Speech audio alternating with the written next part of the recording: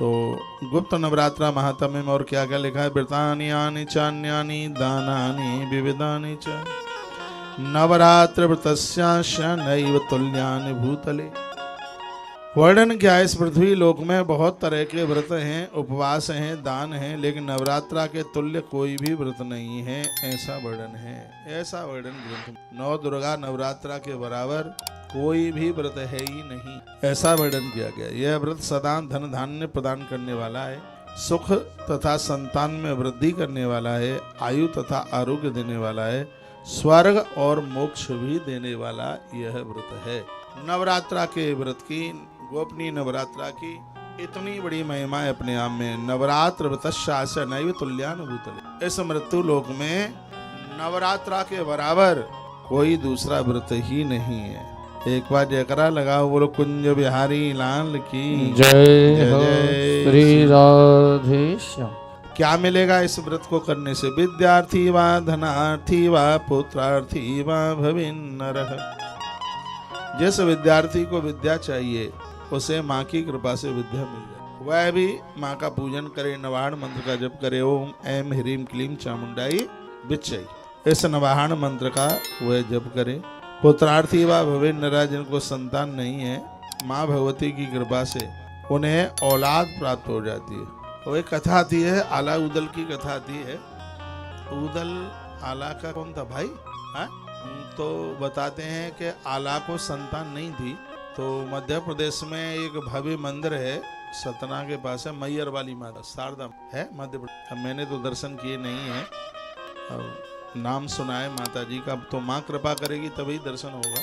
तो मेरी एक बार कथा थी जबलपुर में, टाइम हो गया है, 2015 की बात है।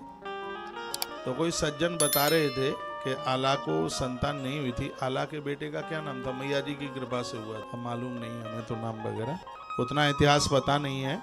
मैया जी की कृपा से वह माता शारदा मैया बड़ी प्रभावशाली है।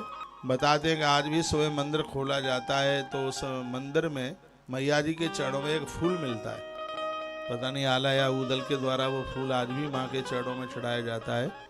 जिनको जानकारी, मैंने तो ये सुना है कि है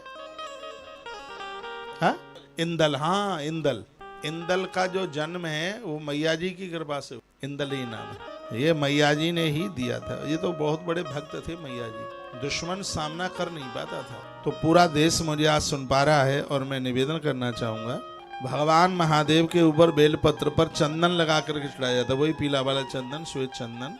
लेकिन मैया जी को जो बेलपत्र चढ़ाया जाता है उसमें लाल चंदन से क्लीम लिख दो, एम लिख दो, फिर मैया जी को आप ये चढ़ाइए। इससे माता रानी अति प्रसन्न होती है। और क्या दे देती है जो बेलपत्र आप चढ़ाते हैं? धन धान्य प्रदम नित्यम सुख संतान वृद्धि, आपकी संपदा में वृद्धि होगी, आयु आरोग्यदम चैव सुरगदम मोक्षदम, तथा आरोग्यता मिलेगी, मृत्यु के समय पर बिल्कुल कष्ट नहीं होगा।